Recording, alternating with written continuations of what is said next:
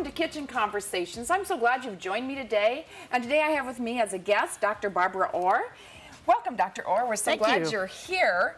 And today we're talking about a really special subject, popular weight loss surgeries. In the past, we've had some talks about obesity, and as I'm driving down the freeway, I see billboards all over the place advertising these weight loss surgeries. It seems like a perfect solution to me. What do you think? Well, I have a strong opinions about it because I do have to take care of these patients after the surgery. What I'd like to do is go over, tell you about the surgeries, and then tell you some of my experiences. Okay, and also the things that people have to watch out for. I really want to educate the public out there because I know last week I drove into LA and there were over 20 billboards. 20? Of the lap band. They were advertising the lap band. Lap band, so... Yeah, it's out there, people, and then we see so much on TV, get your lap band before the Obamacare gets rid of it. And so I'd like to educate you to make sure that... Well, help me understand it. So what kind of surgeries are being done now? Well, you know, there's probably 4, but the 2 main ones are the ones I'm going to talk about. Okay. And I'm not a surgeon, but I'm a family doctor that I take care of patients after they have the surgery. So let's talk about the lap band. And lap is actually, they do the surgery through a laparoscope.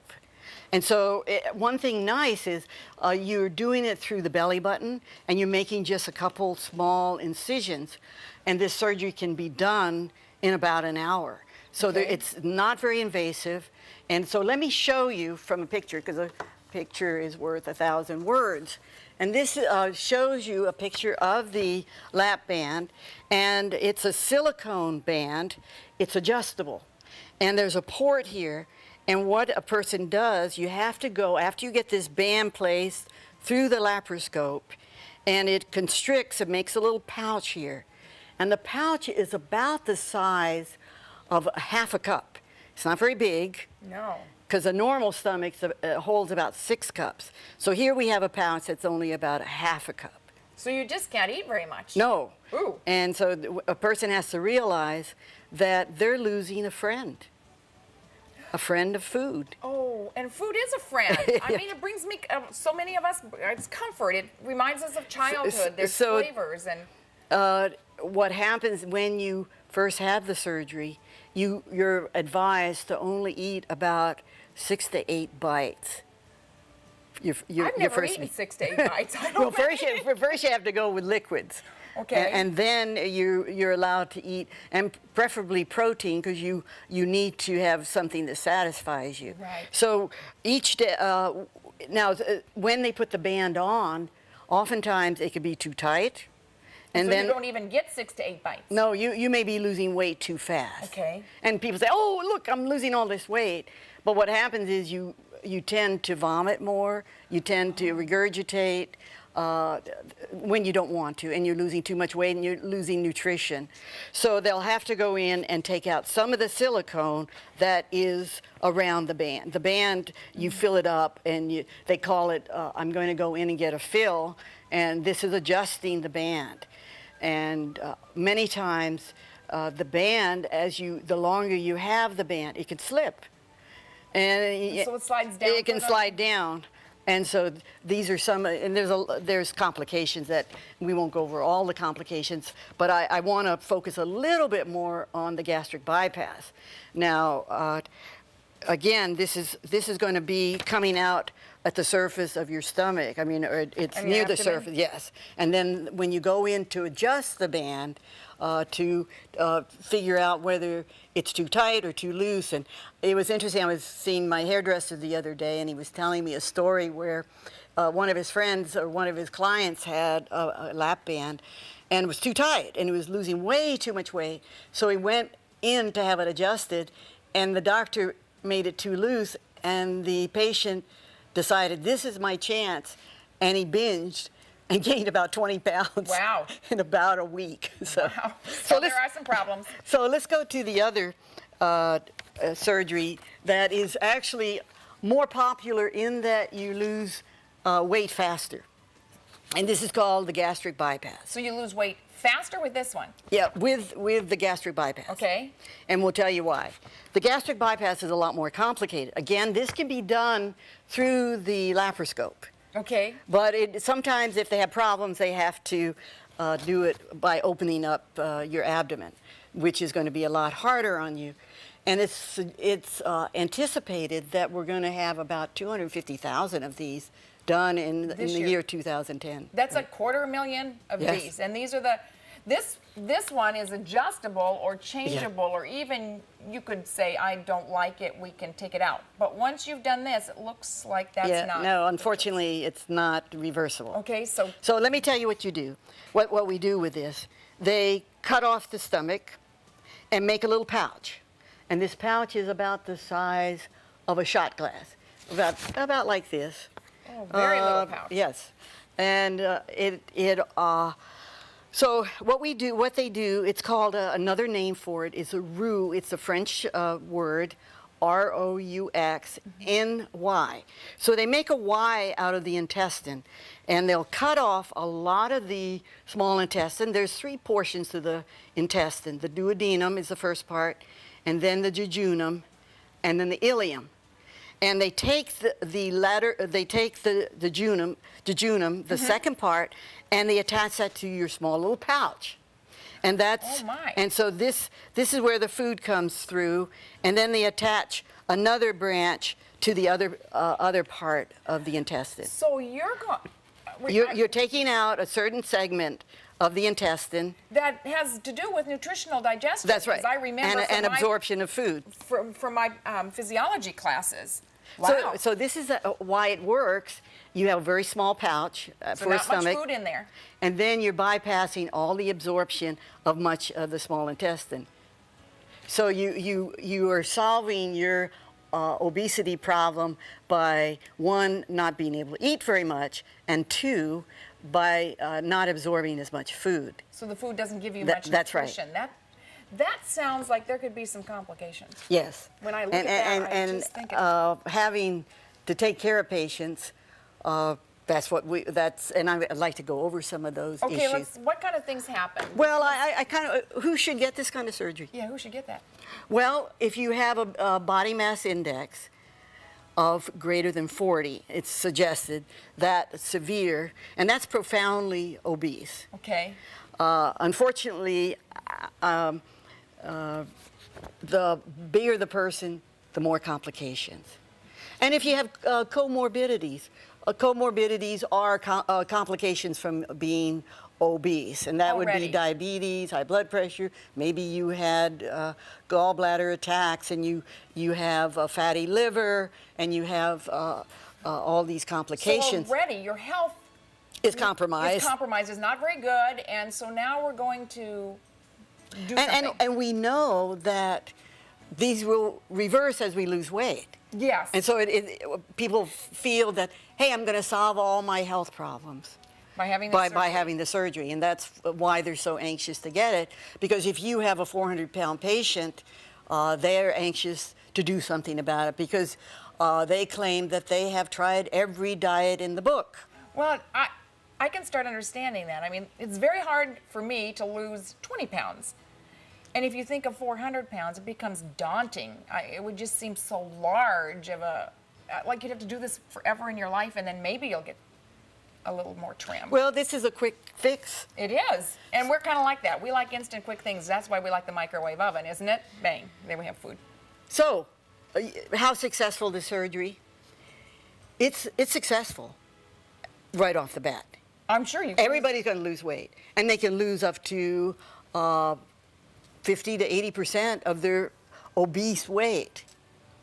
But what I want to tell you about is what happens after 3 to 5 years. Now, the lap band, I haven't been too happy with the results of the lap band. What happens with those results? Well, besides, majority of these people will gain the weight back because it's distendable.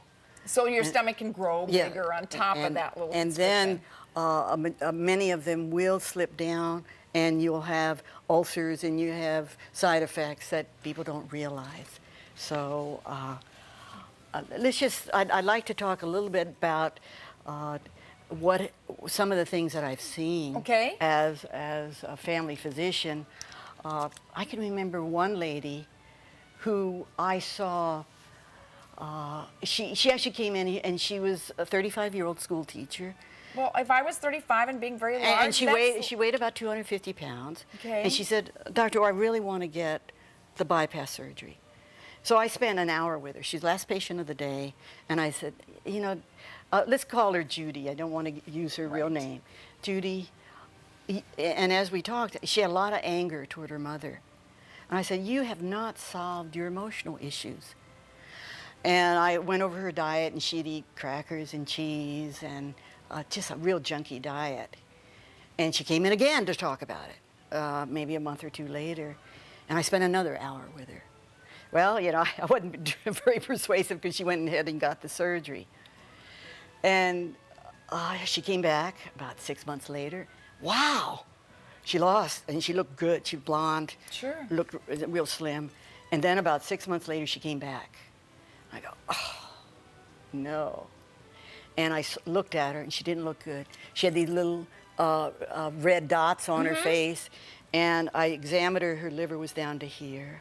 Oh, my. And she was drinking 3 to 4 fifths a day, 3 to 4 bottles of alcohol. And she admitted. Why was she, had she been drinking a lot before this surgery? No, she just said, you're right. I just traded one addiction for another addiction. Oh. And she promised she'd go to AA, which she went maybe 1 or 2 times, and then she left me because she knew I wouldn't be too happy if she didn't.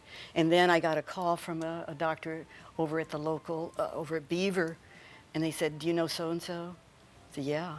She said, well, she's here trying to get pain medication, and she smells of alcohol. And the thing is, she's probably going to die from her alcohol.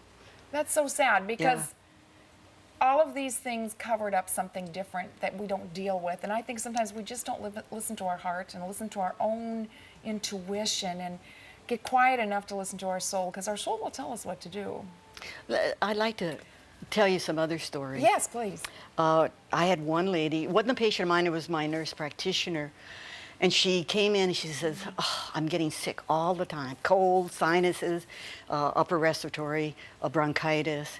And so my nurse practitioner ordered an immunoglobulin A, and it was very low. And this protects us from infections. And so it was interesting because I had never read it. I tried to, we have search engines like MD Consult and Up to Date, and couldn't find anything about immunoglobulin deficiencies after bypass. So I happened to run into a GI doctor, and I said, tell me why this patient has low immunoglobulin A. She said, obvious. She said the immunoglobulin A is made in the stomach, in what we call the fundus, in this part of the stomach. Top part of the stomach. And it's gone. And so you're not making the immunoglobulin A.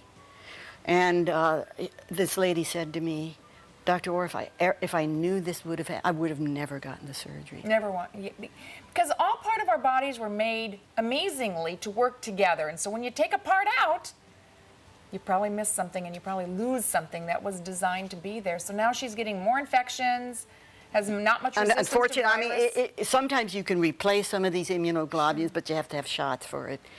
Another one, let me tell you another one. I was in the inpatient service.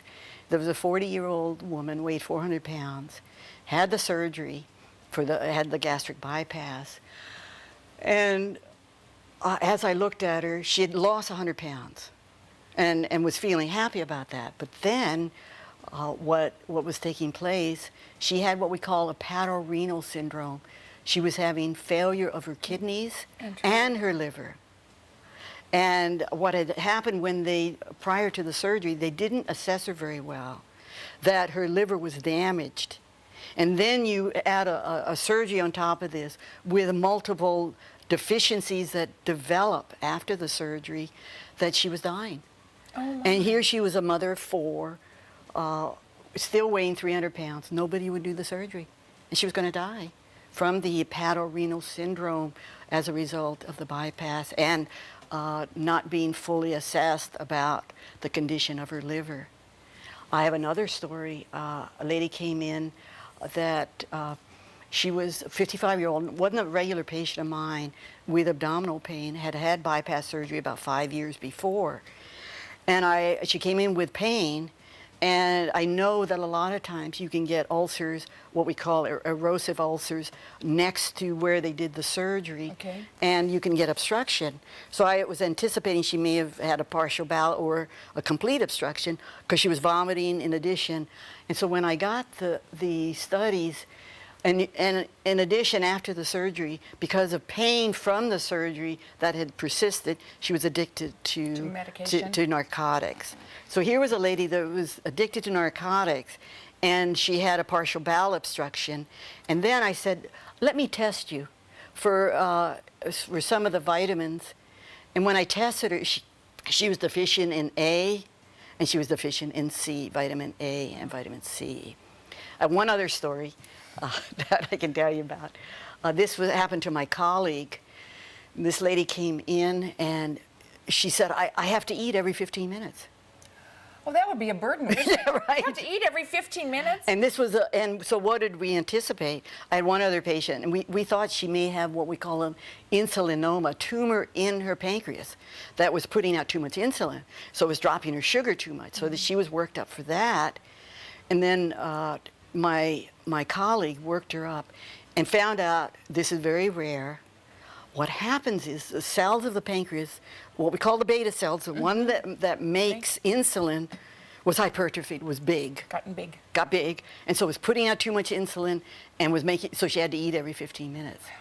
And there's 6 cases of that after the bypass surgery. So these are just some of the issues I have seen. And but I can tell you other things that I watch for, and what I try to educate my patients that they need when they go to their primary care doctor. And unfortunately, we have surgeons that do the surgery, and they don't follow the patient. Right. So the surgery was a success. Yeah. Yes. And I say my surgery was a success, but they don't get to know the long-term outcome. Like 5 years down the road or 3 years down the road, they're feeling. They just say, go back to your primary care doctor. They'll take care of you. Unfortunately, we are not always educated on what are the things we need to look for, because this surgery has developed over the last 5 to 10 years. It's rather recent. Yeah, but because I teach medical students, I wanted to know, and I've been accumulating all the deficiencies that can happen. And I can tell you some of them if you'd like me to go. I'd love to hear them, because I think our audience needs to know. Yes, if you have bypass, make sure that your doctor is checking for these. Because if you're considering some of these, we want you to know what's best, what you might want to ask your doctor before, and what you're going to be helping your primary care doctor watch you for afterwards. So what are some of those deficiencies? And you know, it's interesting, because I don't see this in the literature. I may read an article here, or article here, and article here, but to put it all together and say, yeah, these are the lists of the things I have found. As I read literature and search all the literature that's out there, but to have it in one article, and I thought, well, maybe I should write the articles, because I've been interested in this. So let's start with the vitamins. And so what I like to start with is, when you go through the alphabet. So vitamin A, vitamin B1, this is thiamine. Okay. And B12. Okay. Okay, so you can get neuropathy, so the nerves can be damaged because you're deficient. And why are they deficient? Because you've taken out that part of the small intestine that actually absorbs them. So, okay, A, B1, B12, and C, so people can get scurvy. And so, like, you know, on the ships, when they didn't have enough citrus, the gums will bleed, and their skin will bleed, because they don't have the integrity of the blood vessels in the skin. And then vitamin D. And D is very important, and we're realizing how important vitamin D is. And I advocate that all patients get checked for vitamin D. I even picked up a 25-year-old young lady, and she came in for a pap smear. And I said, you know, I'm making the habit of checking everybody's vitamin D. And 90% of patients over 80 have deficient vitamin D. And even because we're not out in the sun and we don't have fortified milk like we used to, and here was a young lady, 25 years of age, had a significant, her vitamin D level was 9 nanograms, and we want to have it between 25 and 50. Oh, she was significantly deficient. And because she just wasn't out in the sun, she didn't like dairy products, so she was deficient. But this is very common. And I forgot to tell one story that was real significant.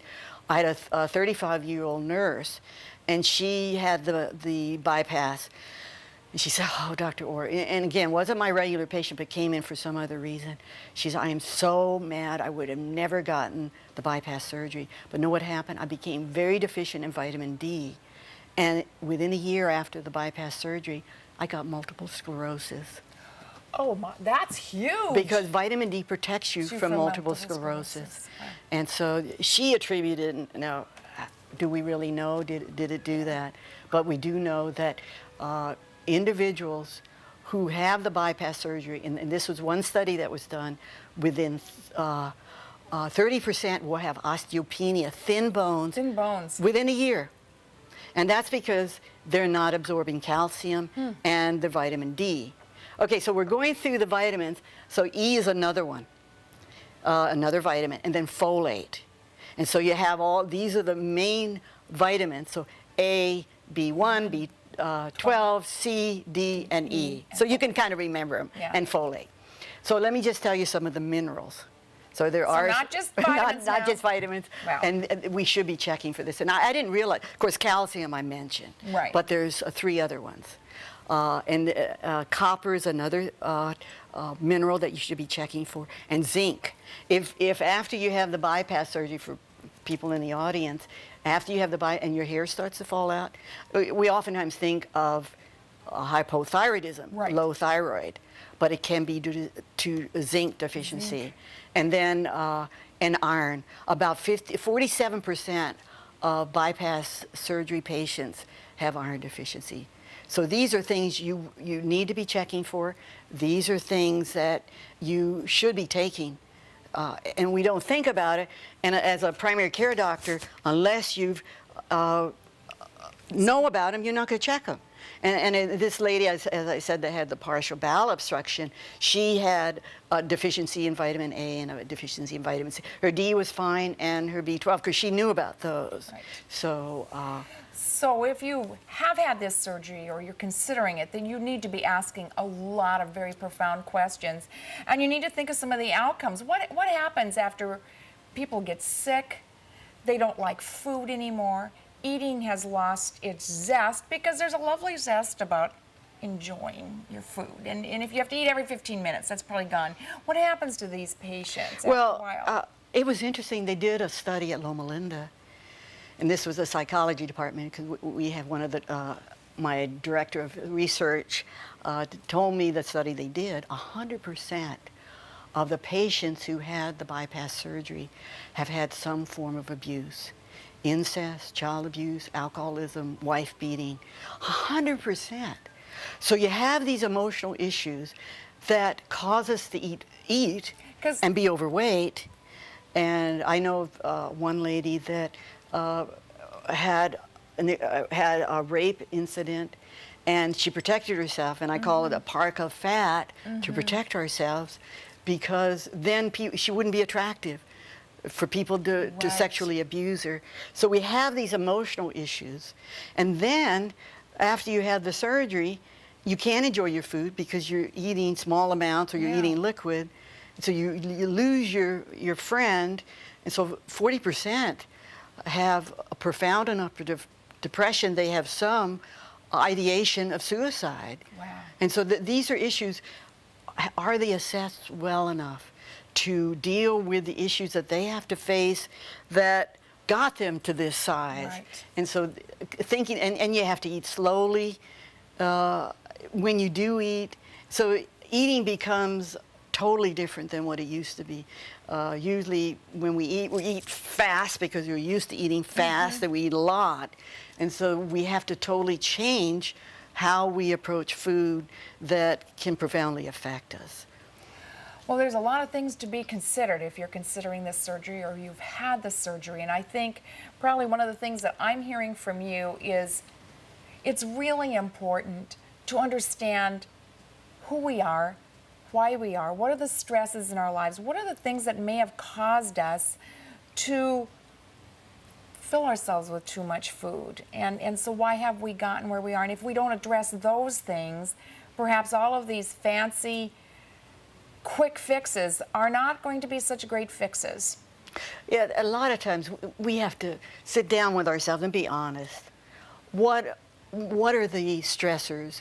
Do we feed? We eat because of anxiety. We eat because of boredom. We eat because of loneliness. We eat because of other issues that are in our lives. And we have to be honest with ourselves about our triggers that cause us to eat too much. And it's a complex issue.